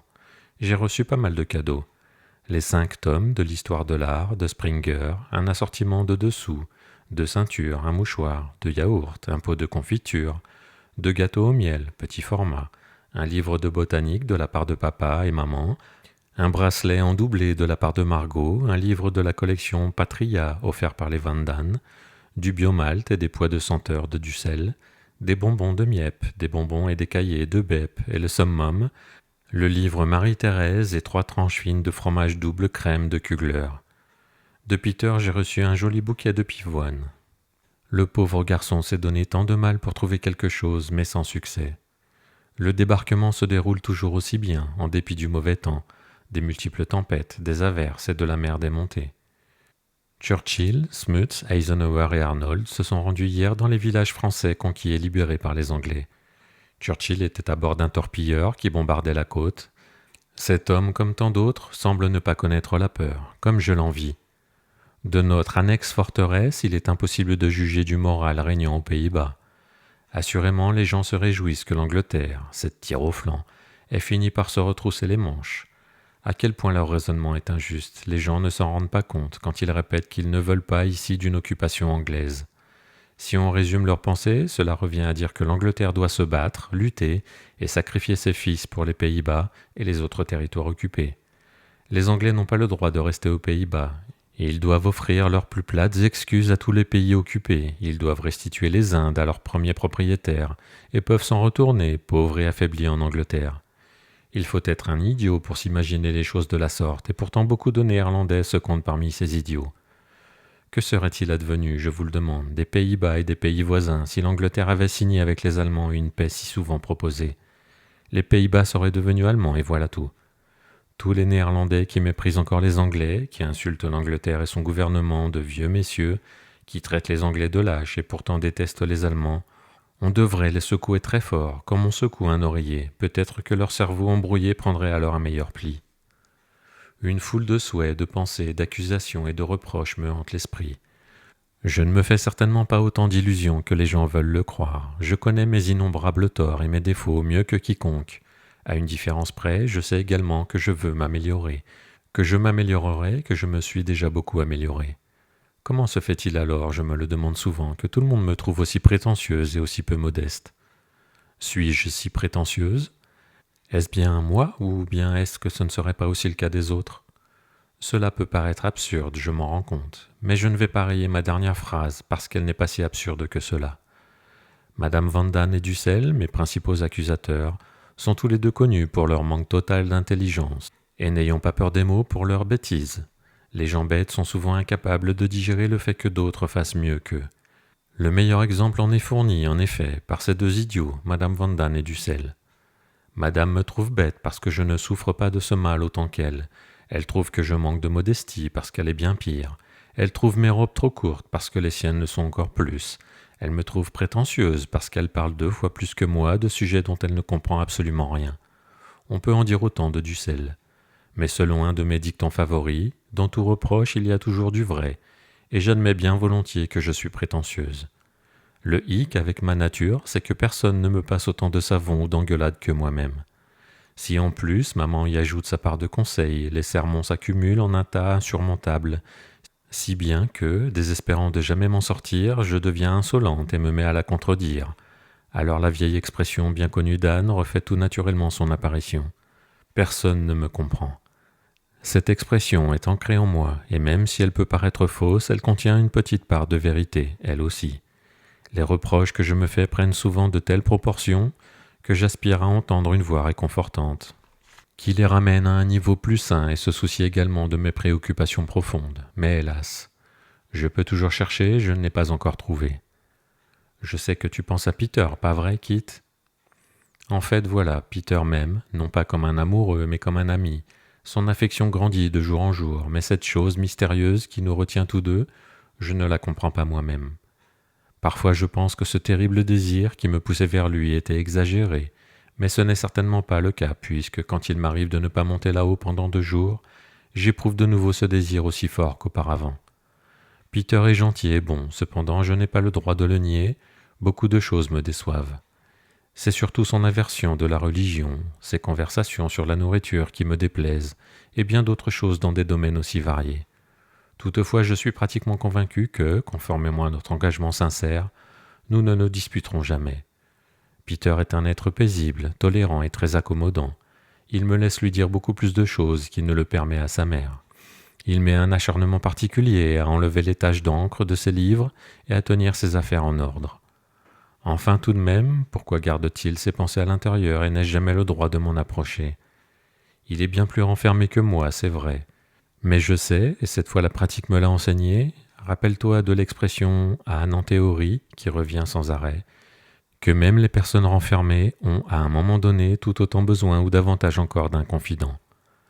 Peter et moi avons tous deux passé nos années de réflexion à l'annexe. Nous parlons souvent de l'avenir, du passé et du présent, mais comme je l'ai déjà dit, il me manque l'essentiel et pourtant je suis persuadé qu'il existe. Est-ce parce que je n'ai pas mis le nez dehors depuis si longtemps que je m'enthousiasme pour tout ce qui a un rapport avec la nature? Je me rappelle très bien qu'un magnifique ciel bleu, des chants d'oiseaux, le clair de lune et l'éclosion des fleurs ne pouvaient retenir mon attention pendant longtemps. Cet intérêt s'est transformé ici, à la Pentecôte par exemple, quand il faisait si chaud. Je me suis forcé à garder les yeux ouverts jusqu'à 11h30 afin de profiter une bonne fois toute seule de la lune en la regardant par la fenêtre ouverte. Malheureusement, ce sacrifice n'a abouti à rien, puisque la lune rayonnait tant que je ne pouvais prendre le risque d'ouvrir la fenêtre. Une autre fois, il y a déjà un bon nombre de mois, je me trouvais là-haut par hasard alors que la fenêtre était ouverte le soir. Je ne suis pas redescendu avant que le moment d'aérer soit terminé. Le soir obscur et pluvieux, l'orage, la course des nuages me tenaient sous leur empire. Pour la première fois depuis 1 an et demi, j'avais revu la nuit en tête-à-tête. Après ce soir-là, mon désir d'assister au même spectacle a pris le pas sur ma peur des voleurs, d'une maison noire pleine de rats et d'une agression. Je descendais toute seule pour regarder par la fenêtre du bureau privé et de la cuisine. Nombreux sont ceux qui admirent la beauté de la nature, qui dorment parfois à la belle étoile, qui, dans les prisons ou les hôpitaux, attendent avec impatience le jour où ils pourront profiter à nouveau de la nature en toute liberté. Mais peu de personnes se sentent avec toute leur nostalgie, aussi coupées et isolées de ce qui est également offert aux pauvres ou aux riches. Je ne me fais pas des idées quand je dis que la vue du ciel, des nuages, de la lune et des étoiles m'apaise et me donne espoir. Ce remède est bien plus efficace que la valériane ou le bromure. La nature me rend petite et me donne le courage de faire face à tous les coups durs. Le sort a voulu que je n'ai le droit de voir la nature qu'à de rares occasions, à travers des fenêtres couvertes d'une épaisse couche de poussière et voilées de rideaux sales, et je n'éprouve plus aucun plaisir à regarder au travers. La nature est la seule chose que l'on ne peut remplacer par un ersatz. À plusieurs reprises déjà, une des nombreuses questions qui viennent tourmenter mes pensées est de savoir pourquoi, par le passé, et souvent aussi maintenant, la femme occupe une place beaucoup moins importante que l'homme dans la société. Tout le monde peut dire que c'est injuste, mais cela ne me satisfait pas. J'aimerais tant connaître la cause de cette grande injustice. On peut concevoir que l'homme, grâce à sa plus grande force physique, a depuis le départ exercé sa domination sur la femme. L'homme qui gagne sa vie, l'homme qui engendre les enfants, l'homme qui a tous les droits. Il faut dire que les femmes sont idiotes de s'être laissées imposer cette règle sans rien dire jusqu'à récemment, car plus celle-ci se perpétue à travers les siècles, plus elle s'enracine. Heureusement, les femmes ont quelque peu ouvert les yeux grâce à l'école, au travail et au développement. Dans beaucoup de pays, les femmes ont obtenu l'égalité des droits. Beaucoup de gens, des femmes surtout, mais aussi des hommes, s'aperçoivent maintenant à quel point cette division du monde, en place depuis si longtemps, était injuste, et les femmes modernes exigent des droits pour parvenir à une indépendance totale. Mais cela ne suffit pas, le respect de la femme, voilà ce qu'on attend encore. De manière générale, dans toutes les parties du globe, l'homme suscite l'admiration. Pourquoi la femme n'a-t-elle pas le droit de bénéficier, en priorité, d'une part de cette admiration ? Les soldats, les héros de guerre sont honorés et fêtés, les inventeurs jouissent d'une renommée éternelle, les martyrs sont vénérés. Mais de l'humanité tout entière, combien sont-ils ceux qui considèrent la femme aussi comme un soldat ? Dans le livre « Combattant de la vie », un passage m'a beaucoup frappé, qui dit à peu près que les femmes endurent en général plus de souffrances, de maladies et de misère, ne serait-ce qu'en mettant leurs enfants au monde, que n'importe quel héros de guerre. Et que récolte la femme pour toute la douleur qu'elle a subie ? On la relègue dans un coin si elle sort mutilée de l'accouchement, bientôt ses enfants ne lui appartiennent plus et sa beauté a disparu. Les femmes sont des soldats qui luttent et souffrent pour la survie de l'humanité, beaucoup plus braves, plus courageux que tous ces héros de la liberté avec leur grande gueule. Je ne veux absolument pas dire que les femmes doivent s'opposer à mettre des enfants au monde, au contraire. La nature est ainsi faite et c'est sans doute très bien comme cela. Je condamne simplement les hommes et tout le fonctionnement du monde, qui n'ont jamais voulu prendre conscience du rôle important, difficile mais en fin de compte magnifique lui aussi, que joue la femme dans la société. Paul de Cruyff, l'auteur du livre mentionné ci-dessus, reçoit mon entière approbation quand il dit que les hommes doivent apprendre qu'une naissance a cessé d'être quelque chose de naturel et de simple dans les régions du monde que l'on appelle civilisées. Les hommes ont beau jeu, ils n'ont pas et n'auront jamais à supporter les souffrances que connaissent les femmes. Je pense que la conception selon laquelle la femme a le devoir de mettre des enfants au monde se modifiera au cours du siècle prochain et fera place à du respect et de l'admiration pour celle qui, sans renacler, sans faire de grandes phrases, prend de tels fardeaux sur ses épaules. Bien à toi, Anne M. Frank. Vendredi 16 juin 1944. Chère Kitty, nouveau problème. Madame est au désespoir. Elle parle de balles dans la tête, de prison, de pendaison et de suicide. Elle est jalouse que Peter me fasse confiance, à moi et pas à elle. Elle est vexée que Dussel ne réagisse pas assez à ses avances. Elle a peur que tout l'argent du manteau de fourrure passe dans les cigarettes de son mari. Elle se dispute, jure, pleure, se plaint, rit, puis recommence à se disputer. Que peut-on bien faire avec un tel numéro, une pleurnicheuse et une folle ? Personne ne la prend au sérieux, elle n'a pas de caractère, elle se plaint auprès de tout le monde. Et elle se promène avec des airs de gamine. Vue de dos, lycée, mais de face, musée. Et le pire, c'est que Peter en devient insolent, M. Van Damme soupe au lait, et maman cynique. Tu parles d'une ambiance. Il ne reste plus qu'à garder en tête une seule règle. Ris de tout et ne te préoccupe pas des autres. Cela peut paraître égoïste, mais en réalité, c'est le seul remède pour ceux qui se prennent en pitié. Kugler doit aller bêcher pendant 4 semaines à Alkmaar. Il essaie de se dégager de cette obligation avec un certificat médical et une lettre d'Opecta. Clément souhaite être opéré rapidement de l'estomac. Hier soir à 11h, les lignes téléphoniques de tous les particuliers ont été coupées. Bien à toi, Anne M. Frank. Vendredi 23 juin 1944. Chère Kitty, rien de spécial à signaler ici. Les Anglais ont commencé la grande bataille de Cherbourg. D'après Pym et Van Damme, nous serons certainement libres le 10 octobre. Les Russes participent à l'action. Hier, ils ont pris l'offensive à Vitebsk. C'est exactement 3 ans jour pour jour après l'invasion allemande. Le moral de Bep est toujours en dessous de 0. Nous n'avons presque plus de pommes de terre. À l'avenir, nous voulons les compter pour tous les 8, à chacun de décider ce qu'il veut en faire. Miep prend une semaine de vacances anticipées à partir de lundi. Les médecins de Clément n'ont rien trouvé sur sa radio. Il hésite fortement entre se faire opérer ou laisser les choses suivre leur cours. Bien à toi, Anne M. Frank. Mardi 27 juin 1944. Très cher Kitty, le moral a brusquement changé, tout va très bien. Cherbourg, Vitebsk et Slobin sont tombés aujourd'hui, sûrement un gros butin et de nombreux prisonniers. 5 généraux allemands tués à Cherbourg, 2 faits prisonniers. À présent, les Anglais peuvent amener à terre ce qu'ils veulent, car ils ont un port. 3 semaines après le débarquement, tout le Cotentin aux mains des Anglais, un exploit remarquable. Au cours des 3 semaines qui ont suivi le D-Day, il n'y a pas eu un seul jour sans pluie et sans tempête, aussi bien ici qu'en France, mais cette malchance n'a pas empêché les Anglais et les Américains de montrer leur puissance. Et comment ? Il est vrai que le Wouwa est en pleine action, mais que signifie ce ridicule petit grelot à part un peu de dégâts pour l'Angleterre et des colonnes entières dans les journaux des Boches ? D'ailleurs, ils s'aperçoivent en Bochie que le danger bolchevique se rapproche réellement. Ils vont redoubler de frousse. Toutes les femmes et tous les enfants allemands qui ne travaillent pas pour la Wehrmacht sont évacués des régions côtières vers Groningue, la Frise et la Guèdre. Musser a déclaré que si les troupes du débarquement arrivent ici, il revêtirait l'uniforme du soldat. Il a envie de se battre, ce gros-là ? Il aurait dû le faire plus tôt en Russie. La Finlande a refusé l'offre de paix à l'époque. Aujourd'hui encore, les pourparlers sur ce sujet sont interrompus. Comme ils vont s'en mordre les doigts, ces imbéciles. À ton avis, où en serons-nous le 27 juillet ? Bien à toi, Anne M. Frank. Vendredi 30 juin 1944. Cher Kitty, mauvais temps ou mauvais temps sans discontinuer jusqu'au 30 juin.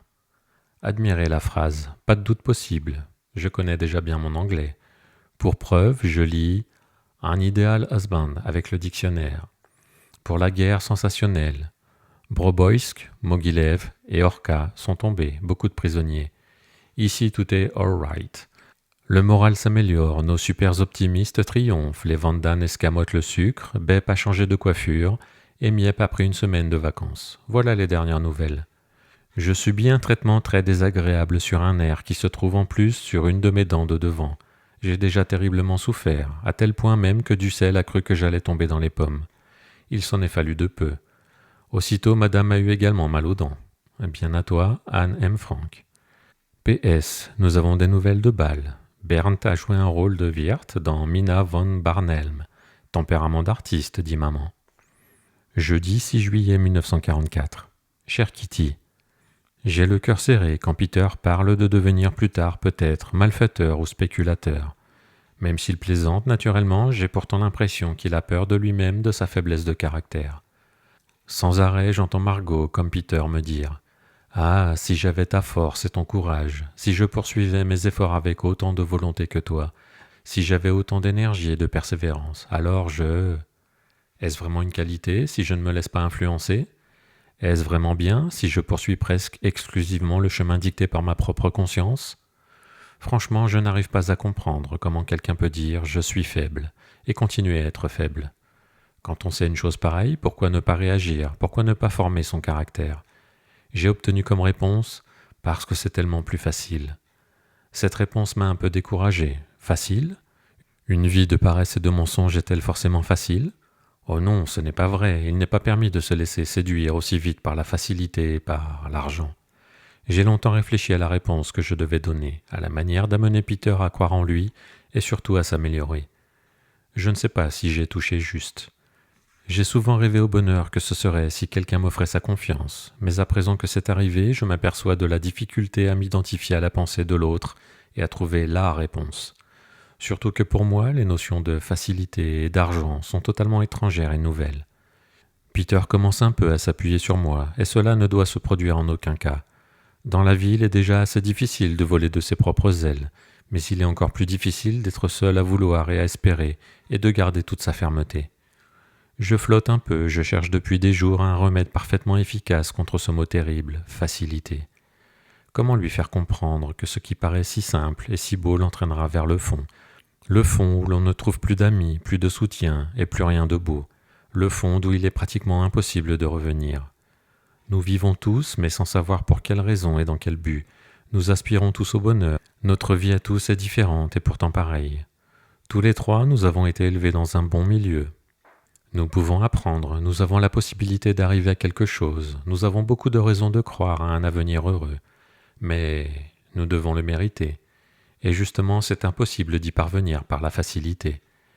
Mériter le bonheur, cela signifie travailler, faire le bien, ne pas spéculer ou être paresseux.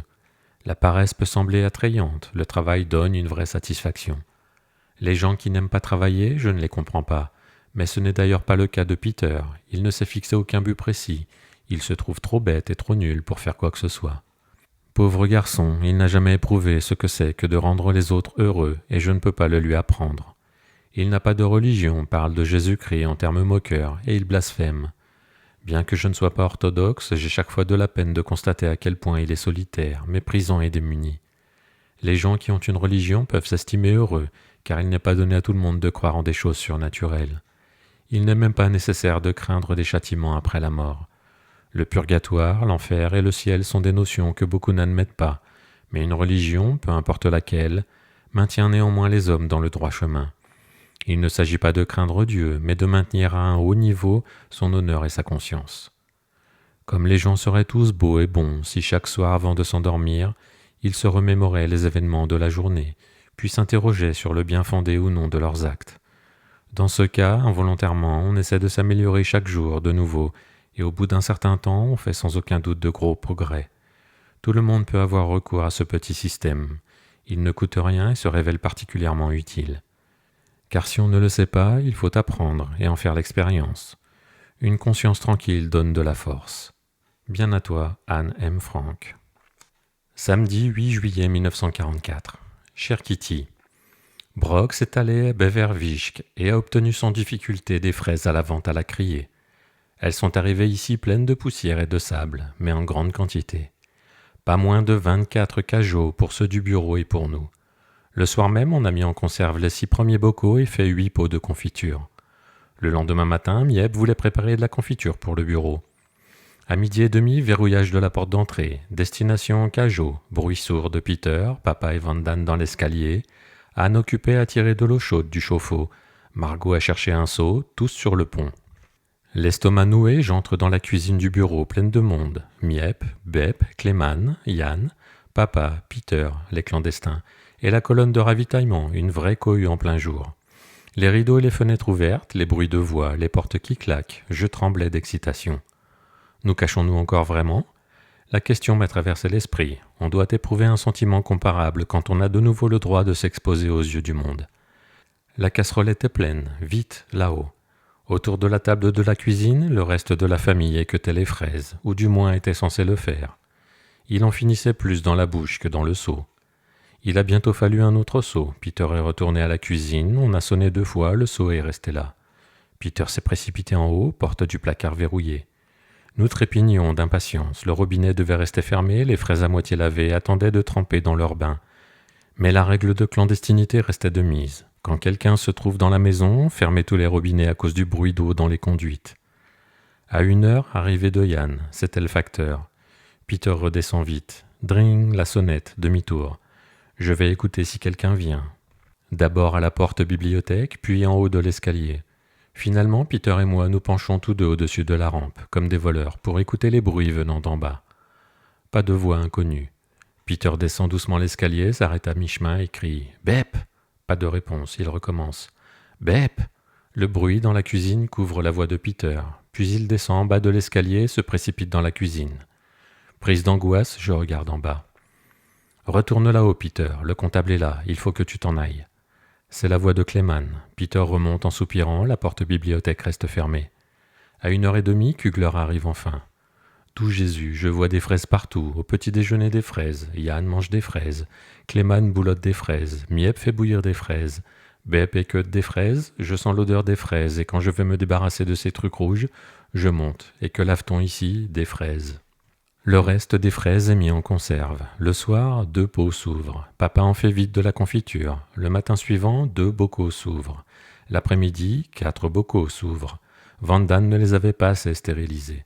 À présent, papa prépare de la confiture tous les soirs. Nous mangeons des flocons d'avoine à la fraise, du lait fermenté à la fraise, des tartines à la fraise, des fraises en dessert, des fraises au sucre, des fraises au sable. Pendant 2 jours, on n'a vu danser devant nos yeux que des fraises et des fraises. Puis le stock s'est épuisé ou s'est retrouvé sous clé, dans des pots. Tu sais quoi, Anne, dit Margot, Madame Van Hoven nous a donné des petits pois, 18 livres. Je réponds, c'est gentil de sa part. C'est vrai que c'est gentil, mais quel travail, pois. Samedi matin, vous devez tous m'aider à écosser les petits pois, annonce maman à table. Et en effet, ce matin après le petit déjeuner, la grosse casserole en émail a fait son apparition sur la table, pleine à ras-bord de petits pois. Écosser les petits pois est un travail agaçant. Mais alors il faut avoir essayé au moins une fois d'enlever les petites pelures. Je crois que la plupart des gens ne savent pas à quel point la cosse des pois est riche en vitamines, goûteuse et tendre quand on en retire la pelure à l'intérieur. Les 3 avantages que je viens de citer ne sont encore rien si l'on sait que les portions de nourriture sont 3 fois plus grandes que lorsqu'on se contente de manger uniquement les petits pois. Retirer ces petites pelures est un travail extrêmement précis et tatillon, qui convient sans doute à des dentistes pédants et des spécialistes en épices minutieux. Pour une gamine impatiente comme moi, c'est épouvantable. Nous avons commencé à 9h30, à 10h30 je m'assieds avec les autres, à 11h je me lève de nouveau, à 11h30 je me rassieds.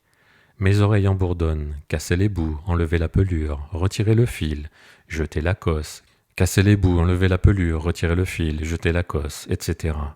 Les images me tournent devant les yeux, verre, petit verre, fil, cosse pourrie, verre. Dans mon apathie, et pour faire quelque chose malgré tout, je passe la matinée à raconter toutes les âneries possibles et imaginables. Je les fais tous rire, et pour ma part, j'ai l'impression de presque me consumer de stupidité. À chaque fil que je retire, je suis de plus en plus sûr que jamais, au grand jamais, je ne me contenterai d'être une femme au foyer. À midi, nous prenons enfin notre petit déjeuner. Mais de 12h30 à 1h15, nous devons nous remettre à enlever les pelures. J'ai comme le mal de mer quand je m'arrête, les autres aussi un peu.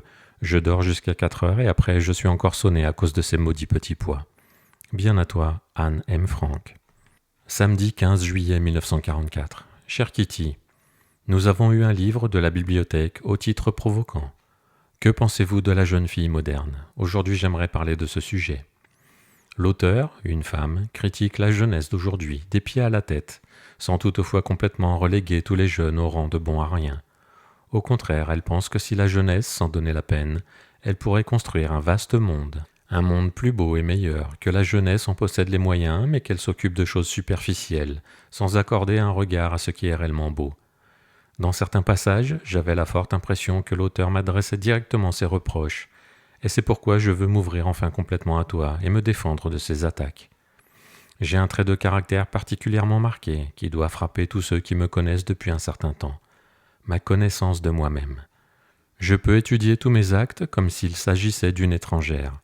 Sans aucun préjugé, sans une foule d'excuses toutes prêtes, je me place en face de l'âne de tous les jours et observe ce qu'elle fait de bien, de mal. Cette conscience de moi-même ne me quitte pas, et à chaque mot que je prononce, je sais au moment précis où je le dis. Il aurait fallu m'exprimer autrement, ou c'est très très bien comme cela. Je me juge sévèrement sur une quantité de choses, et je m'aperçois de plus en plus à quel point les paroles de papa étaient justes. Chaque enfant doit s'éduquer lui-même. Les parents ne peuvent que donner des conseils ou de bonnes indications. Le développement ultime de la personnalité d'un individu repose entre ses propres mains. À part cela, j'ai un courage de vivre exceptionnel. Je me sens toujours si forte et capable d'endurance, si libre et si jeune.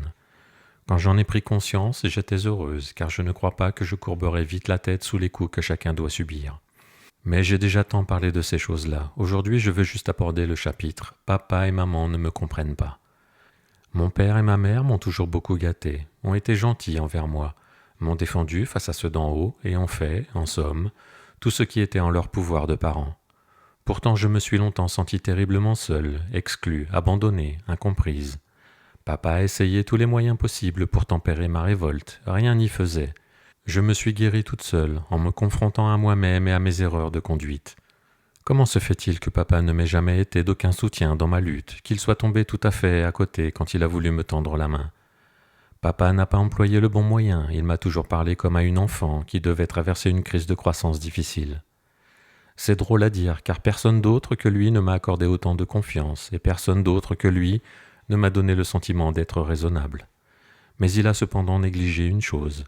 Il ne s'est pas aperçu qu'à mes yeux, ma lutte pour dominer la situation primait tout le reste. Je ne voulais pas entendre parler d'âge ingrat, d'autres filles, de tout finira par s'arranger. Je ne voulais pas être traité comme une fille semblable à toutes les autres, mais comme Anne telle qu'elle est, et Pim ne le comprenait pas. D'ailleurs, je ne peux pas accorder ma confiance à quelqu'un qui ne se confie pas aussi pleinement, et comme je ne sais rien de Pim, je ne pourrais pas m'engager dans la voie d'une relation intime entre nous. Pim adopte toujours le rôle du père plein de maturité, ayant lui aussi éprouvé ces mêmes penchants passagers, mais qui, avec moi, face aux problèmes des jeunes, ne peut plus se placer sur le plan de l'amitié, même en se donnant beaucoup de mal. Aussi ai-je décidé de ne plus confier à personne d'autre qu'à mon journal, et de temps en temps à Margot, mes conceptions sur la vie et mes théories mûrement réfléchies. J'ai caché à papa tout ce qui me troublait, je ne lui ai jamais fait part de mes idéaux, je l'ai volontairement et consciemment écarté de moi. Je ne pouvais pas faire autrement, j'ai agi en accord total avec mes sentiments. J'ai agi en égoïste, mais j'ai agi de façon à trouver une paix intérieure. Cette paix, cette confiance en moi, que j'ai bâtie comme un château branlant, s'écroulerait complètement s'il me fallait maintenant affronter une critique de mon travail inachevé. Et même pour Pim, je ne peux m'y résoudre, aussi dur que cela puisse paraître, car non seulement je ne lui ai pas partagé ma vie intérieure, mais par mon irritabilité, je le repousse souvent plus loin de moi encore. Voilà un point qui me préoccupe souvent. Comment se fait-il que Pim m'agace parfois autant ? Que j'ai de plus en plus de mal à vivre avec lui, que ses cajoleries me semblent artificielles, que je veuille avoir la paix, que je préférerais qu'il ne s'occupe plus trop de moi, tant que je n'ai pas pris de l'assurance vis-à-vis de lui. Car son reproche à propos de la méchante lettre que dans mon excitation j'ai osé lui envoyer à la figure me ronge toujours. Oh, comme il est difficile d'être vraiment forte et courageuse à tous les points de vue. Pourtant ce n'est pas la raison de ma plus grande déception. Non, bien plus que papa, c'est Peter qui me préoccupe. Je sais très bien que c'est moi qui ai gagné son cœur plutôt que le contraire. J'ai fait de lui un personnage idyllique. J'ai vu en lui le garçon silencieux, sensible, gentil qui a tant besoin d'amour et d'amitié. J'ai éprouvé le besoin de me confier à un être vivant. J'ai voulu avoir un ami qui m'aide à retrouver le chemin. J'ai fait tout le travail difficile et je me suis arrangé pour que, lentement mais sûrement, il se tourne vers moi. Quand j'ai enfin réussi à lui faire éprouver des sentiments amicaux envers moi, nous sommes parvenus spontanément à une intimité qui, à la réflexion, me paraît inouïe. Nous avons parlé des choses les plus secrètes, mais nous avons eu jusqu'à maintenant les choses dont mon cœur était et est encore rempli. Je n'arrive toujours pas à me faire une idée de Peter. Est-il superficiel ou est-ce sa timidité qui le retient même vis-à-vis de moi ? Mais cette question mise à part, j'ai commis une erreur en excluant tout autre type d'amitié et en me rapprochant de lui de manière intime. Il a un terrible besoin d'amour et je lui plais chaque jour davantage, je m'en rends très bien compte. Nos rencontres le satisfont pleinement. Chez moi, elles ne font qu'accentuer mon besoin de réessayer encore et encore pour finalement ne jamais aborder les sujets que j'aimerais tant soulever. J'ai attiré Peter de force, bien plus qu'il ne le croit. À présent, il s'accroche à moi et je ne vois pas pour l'instant de moyens satisfaisants pour arriver à le détacher de moi et le laisser voler de ses propres ailes. Quand je me suis aperçu, très vite en fait, qu'il ne pouvait être un ami au sens où je l'entends, j'ai lutté pour au moins lui ôter son étroitesse d'esprit et l'aider à s'affirmer dans sa jeunesse. Car fondamentalement, la jeunesse est plus solitaire que la vieillesse. Cette affirmation tirée de je ne sais plus quel livre m'est restée en tête et je l'ai trouvée juste.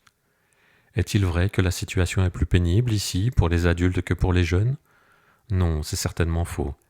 Les personnes d'âge mûr ont leur opinion faite surtout et ne s'avancent plus dans la vie d'un pas mal assuré. Nous les jeunes, nous avons 2 fois plus de mal à maintenir nos opinions à une époque où tout idéalisme est anéanti et saccagé, où les hommes se montrent sous leur plus vilain jour, où l'on doute de la vérité, de la justice et de Dieu.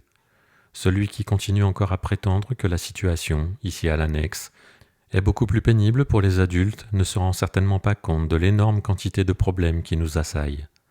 Des problèmes pour lesquels nous sommes peut-être beaucoup trop jeunes, mais qui pourtant s'imposent à nous jusqu'au moment où, bien plus tard, nous croyons avoir trouvé une solution le plus souvent inefficace, face au fait qui la réduisent à néant.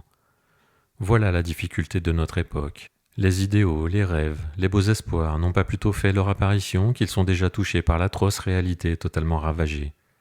C'est un vrai miracle que je n'ai pas abandonné tous mes espoirs, car ils semblent absurdes et irréalisables. Néanmoins, je les garde, car, malgré tout, je crois encore à la bonté innée des hommes. Il m'est absolument impossible de tout construire sur une base de mort, de misère et de confusion.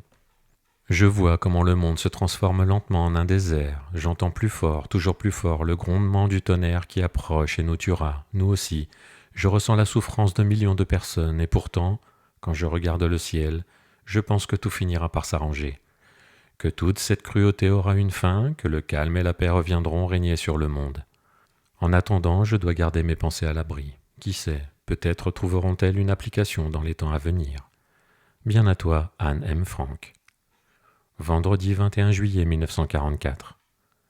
Cher Kitty, à présent je suis pleine d'espoir, enfin tout va bien. Tout va même très bien, superbe nouvelle. On a tenté d'assassiner Hitler, et pour une fois il ne s'agit pas de communistes juifs ou de capitalistes anglais, mais d'un général allemand, de haute lignée germanique, un comte qui en plus est encore jeune. La divine providence a sauvé la vie du Führer, et malheureusement, il s'en est tiré avec seulement quelques égratignures et des brûlures. Plusieurs officiers généraux de son entourage immédiat ont été tués ou blessés. Le principal auteur de l'attentat a été fusillé. Voilà tout de même la meilleure preuve que de nombreux officiers et généraux en ont assez de la guerre et aimeraient voir Hitler sombrer aux oubliettes afin de prendre la tête d'une dictature militaire et ainsi de conclure la paix avec les Alliés, de réarmer, de recommencer la guerre dans une vingtaine d'années.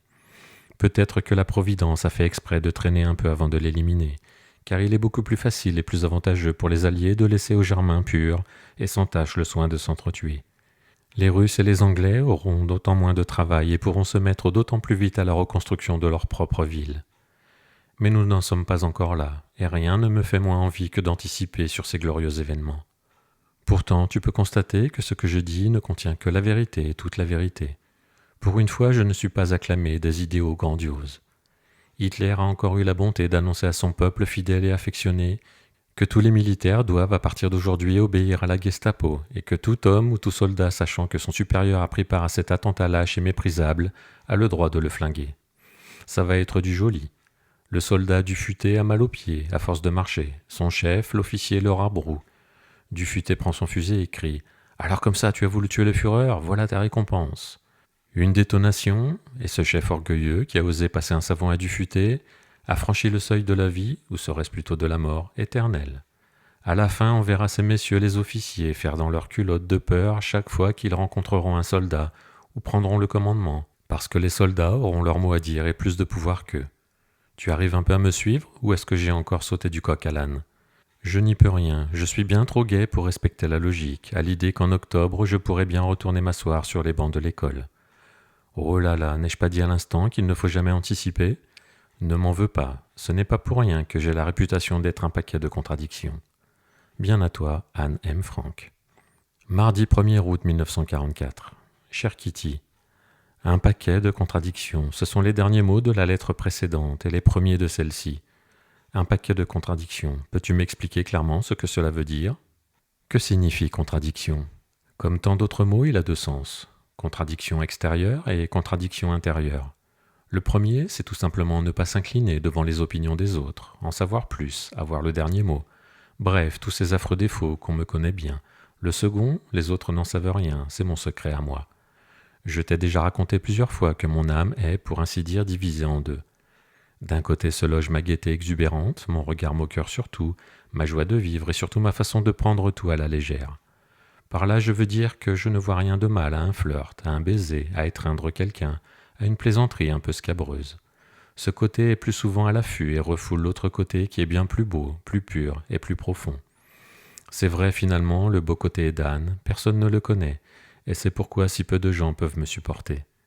Évidemment, je suis un clown amusant pour un après-midi, après quoi tout le monde a eu sa dose pour un mois.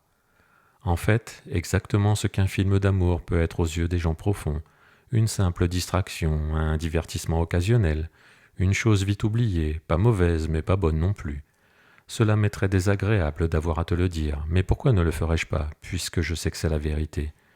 Mon côté insouciant, superficiel, devancera toujours mon côté profond, et c'est pourquoi il aura toujours le dessus. Tu ne peux pas t'imaginer combien de fois j'ai essayé de repousser, de changer radicalement, de cacher cette Anne, qui n'est que la moitié de celle qui porte le nom d'Anne. Je n'y arrive pas et je comprends aussi pourquoi. J'ai très peur que tous ceux qui me connaissent tel que je suis toujours ne découvrent mon autre côté, le côté plus beau et meilleur. J'ai peur qu'ils se moquent de moi, me trouvent ridicule, sentimental, ne me prennent pas au sérieux. J'ai l'habitude de ne pas être prise au sérieux, mais seule l'âne insouciante y est habituée et arrive à le supporter. L'âne profonde n'en a pas la force. Quand il m'arrive vraiment de me forcer à soumettre la gentille âne au feu de la rampe pendant un quart d'heure, celle-ci se rétracte comme une sensitive dès qu'elle doit ouvrir la bouche, laisse la parole à âne numéro 1 et a disparu avant que je ne m'en aperçoive. En société, la douce âne n'a encore jamais, pas une seule fois, fait son apparition, mais dans la solitude, elle l'emporte toujours. Je sais exactement comment j'aimerais être, comment je suis en réalité à l'intérieur, mais malheureusement, je ne le suis que pour moi-même. Et c'est sans doute, non certainement pour cette raison, que je prétends avoir une nature intérieure heureuse et que les autres gens voient en moi une nature extérieure heureuse. À l'intérieur, Anne la Pure me montre le chemin. À l'extérieur, je ne suis rien d'autre qu'une petite chèvre turbulente qui a arraché ses liens. Comme je l'ai déjà dit, je ressens toute chose autrement que je ne l'exprime, et c'est pourquoi j'ai la réputation d'une coureuse de garçons, d'une flirteuse, d'une madame je sais tout, et d'une lectrice de romans à l'eau de rose. Anne la Joyeuse s'en moque, rétorque avec insolence, hausse les épaules d'un air indifférent, fait semblant de ne pas s'en soucier, mais pas du tout. Anne la Silencieuse réagit complètement à l'opposé. Pour être vraiment franche, je veux bien t'avouer que cela me fait de la peine, que je me donne un mal de chien pour essayer de changer, mais que je dois me battre sans arrêt contre des armées plus puissantes. En moi, une voix sanglote. Tu vois, voilà où tu en es arrivé, de mauvaises opinions, des visages moqueurs ou perturbés, des personnes qui te trouvent antipathique, et tout cela seulement parce que tu n'écoutes pas les bons conseils de la bonne moitié en toi. Ah, j'aimerais bien écouter, mais je n'y arrive pas. Quand je suis calme et sérieuse, tout le monde pense que je joue encore la comédie, et alors je suis bien obligé de m'en sortir par une blague, sans même parler de ma propre famille qui pense qu'à coup sûr je suis malade, me fait avaler des cachets contre la migraine et des calmants, me tâte la nuque et le front pour voir si j'ai de la fièvre, s'enquiert de mes selles et critique ma mauvaise humeur. Je ne supporte pas longtemps qu'on fasse à tel point attention à moi. Je deviens d'abord hargneuse, puis triste et finalement je me retourne le cœur. Je tourne le mauvais côté vers l'extérieur et le bon vers l'intérieur, et ne cesse de chercher un moyen de devenir comme j'aimerais tant être et comme je pourrais être si personne d'autre ne vivait sur terre. Bien à toi, Anne M. Frank. Ici se termine le journal d'Anne Frank. Postface, ce qui s'est passé ensuite. Ont-ils été dénoncés ? Le 4 août 1944, entre 10h et 10h30 du matin, une voiture s'arrêta devant l'immeuble du 263 Prinzengracht. Un Oberscharführer SS en uniforme, Karl Joseph Silberbauer, en descendit, accompagné par au moins 3 Néerlandais, dont Gesinius, Gringuy et Willem Grootendorst. Il se passa plus d'1 heure avant qu'il ne repère la bibliothèque qui dissimulait l'accès à l'annexe. À ce jour, on ne sait toujours pas avec certitude si les clandestins furent dénoncés, et si oui, par qui. Il est cependant fort probable que ce soit le cas. Les nazis versaient 7,50 florins, environ 38 €, à leurs informateurs chaque fois qu'ils leur signifiaient un juif qui se cachait. Willem Gerardus van Maren, le magasinier, fut l'objet de sérieux soupçons. Après la guerre, la police hollandaise le soumit à 2 interrogatoires, mais ne put établir la preuve qu'il avait été le délateur. Il se peut aussi que la découverte de la cachette ait été le fait du hasard. Certains historiens néerlandais soutiennent que Silberbauer aurait pénétré dans l'immeuble parce qu'il enquêtait sur de fausses cartes de rationnement. En mars 1944, Anne mentionnait à 2 reprises dans son journal l'arrestation de leurs fournisseurs de tickets, 2 hommes qui faisaient du trafic de bons de rationnement. Quoi qu'il en soit, on n'a jusqu'à présent pu aboutir à aucune conclusion formelle sur ce qui provoqua leur découverte. L'arrestation. Les agents de la police verte, nom qui fut donné à la force d'occupation nazie en raison de la couleur de ses uniformes, arrêtèrent les 8 personnes présentes dans l'annexe, ainsi que 2 employés d'Opekta, Victor Kugler et Johannes Klemann, qui avaient aidé la famille Frank pendant leur séjour clandestin. Miebjis et Elisabeth, Bep, Voskuijl, 2 autres membres du personnel qui les avaient aussi aidés, ne furent pas interpellés. La police emporta les objets de valeur ainsi que l'argent qui restait. Kugler et Klemann furent incarcérés le jour même à la prison de l'Amstel-Venzeweg, puis transférés 1 mois plus tard à celle de Weteringschans, toujours à Amsterdam. Le 11 septembre 1944, ils furent conduits au camp de transit d'Amsterfort sans procès. Kleeman fut relâché le 18 septembre pour raison de santé. Il décéda en 1959 à Amsterdam. Kugler réussit à s'évader le 28 mars 1945, peu avant son transfert en Allemagne, au titre du travail obligatoire. Il émigra au Canada en 1956 et mourut à Toronto en 1981. Elisabeth Bep van Wijs-Voskwijl mourut à Amsterdam en 1983. Miep-Gys tenta de sauver la famille Frank en se rendant le 7 août 1944 au quartier général de la Gestapo à Amsterdam, où elle proposa de l'argent à Karl Joseph Silberbauer en échange de la libération des détenus, mais en vain. Elle s'éteignit à Hoorn le 11 janvier 2010, peu avant son 101e anniversaire. La déportation. Après leur arrestation, les clandestins furent détenus 4 jours à la maison d'arrêt de Weteringchans à Amsterdam, avant d'être transférés au nord-est des Pays-Bas, dans le camp de transit juif de Westerbork. Ils furent déportés le 3 septembre 1944 dans le dernier convoi qui partit de Westerbork vers les camps d'extermination de l'Est, jusqu'à Auschwitz en Pologne où ils arrivèrent 3 jours plus tard. La mort. Edith Frank mourut de faim et d'épuisement le 6 janvier 1945, dans le camp de femmes d'Auschwitz-Birkenau. Margot et Anne furent déportées fin octobre au camp de concentration de Bergen-Belsen, dans la lande de Lüneburg, à bord d'un convoi d'évacuation selon la formule cynique des nazis. En raison des conditions d'hygiène catastrophiques, une épidémie de typhus se déclara dans le camp pendant l'hiver 44-45 et décima plusieurs milliers de prisonniers, dont Margot et quelques jours plus tard Anne Frank. La date de leur mort se situe entre fin février et début mars. Le camp fut libéré par les troupes anglaises le 15 avril 1945. Les autres occupants de l'annexe connurent un sort similaire. D'après les constatations de la Croix-Rouge néerlandaise, Herman van Pels, Van Dan, fut gazé le jour de son arrivée à Auschwitz, le 6 septembre 1944. À en croire Otto Frank, il aurait été tué quelques semaines plus tard, en octobre ou novembre 1944, peu avant la fermeture des chambres à gaz. Augusta van Pels, Van Dan, fut transféré d'Auschwitz via Bergen-Belsen et Buchenwald à Theresienstadt où elle arriva le 9 avril 1945.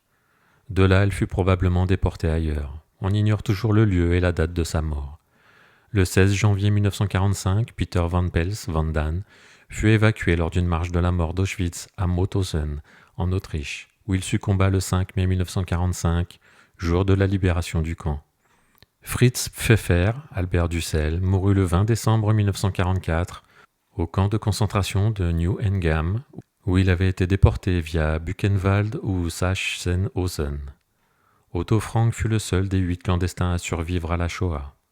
Après la libération du camp de concentration d'Auschwitz-Birkenau par l'armée rouge, il gagna Odessa et de là à Marseille en bateau. Il revint le 3 juin 1945 à Amsterdam, où il vécut jusqu'en 1952 avant de s'établir à Bâle, en Suisse, où résidaient sa sœur et la famille de celle-ci, ainsi que son frère. Il épousa Elfried Geringer, né Markowitz, natif de Vienne, qui avait survécu, comme lui, à Auschwitz et avait perdu son mari et son fils au camp de Mauthausen. Otto Frank s'éteignit le 19 août 1980 à l'âge de 91 ans. L'histoire de la publication. Miep-Gys et Bep Voskwijl, qui avaient fourni une aide cruciale à la famille Frank pendant leur séjour dans l'annexe, récupérèrent les manuscrits d'Anne Frank le jour de l'arrestation. Miep-Gys les conserva chez elle jusqu'à la fin de la guerre et les remit à Otto Frank lorsqu'on eut la certitude qu'Anne était morte. Otto Frank décida de respecter le souhait de sa fille que ses écrits paraissent sous forme de livre. Il compila un 3e texte, version C, à partir des 2 versions d'Anne, l'originale, la plus longue, version A, et la plus courte, version B, qu'elle avait retouchée dans l'annexe. À l'époque, il était rare qu'on aborde les questions sexuelles dans les ouvrages, surtout ceux qui étaient destinés aux plus jeunes lecteurs. C'est pourquoi Otto Frank supprima de longs paragraphes où Anne évoquait l'éveil de sa sexualité.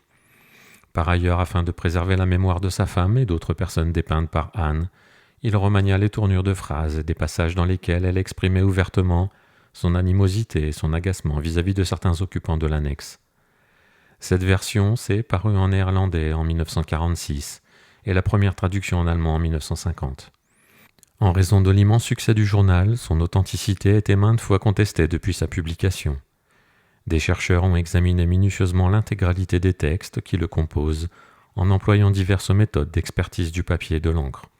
Ils ont également procédé à l'analyse graphologique de l'écriture d'Anne Frank. Ils en ont conclu que le journal était authentique, sans équivoque possible. En 1983, le Anne Frank Fonds, fondation créée de son vivant par Otto Frank et qu'il avait désigné comme légataire universel, entreprit de publier une nouvelle édition collationnant les versions A et B. Laissant de côté les textes en doublon, cette nouvelle version, D, constituait la première édition intégrale. Mise au point en allemand par Miriam Pressler, célèbre autrice pour la jeunesse et traductrice, elle parut pour la première fois en 1991. Elle est aujourd'hui considérée à travers le monde comme l'édition définitive. En 1998, 5 pages manuscrites jusqu'alors inconnues du journal, version B, en date du 8 février 1944, furent retrouvées. Un ancien directeur de la maison Anne Frank, le musée situé à Amsterdam, déclara qu'Otto Frank les lui avait confiées dans les années 1950 en stipulant qu'elles ne devaient être rendues publiques qu'après sa mort et celle de sa seconde épouse, en raison des critiques qu'elles contenaient sur le mariage d'Otto et Edith. Le Anne Frank Fonds décida d'ajouter ces pages à l'édition courante, à l'exception d'un court passage figurant déjà de façon plus développée dans l'entrée du 20 juin 1942. Par ailleurs, sur la base des résultats des recherches les plus récentes, l'entrée du 7 novembre 1942 a été avancée au 30 octobre 1942. Enfin, une étude scientifique a démontré qu'Anne avait collé 2 pages dans la version A pour recouvrir une entrée du 28 septembre 1942. Bien que cette étude ait été divulguée en 2018, la page recouverte n'a pas été insérée dans cette édition pour respecter les intentions évidentes de l'autrice. Merci de m'avoir écouté. Si vous avez aimé, n'hésitez pas à mettre un petit pouce et à vous abonner. On se retrouve bientôt pour de nouvelles lectures.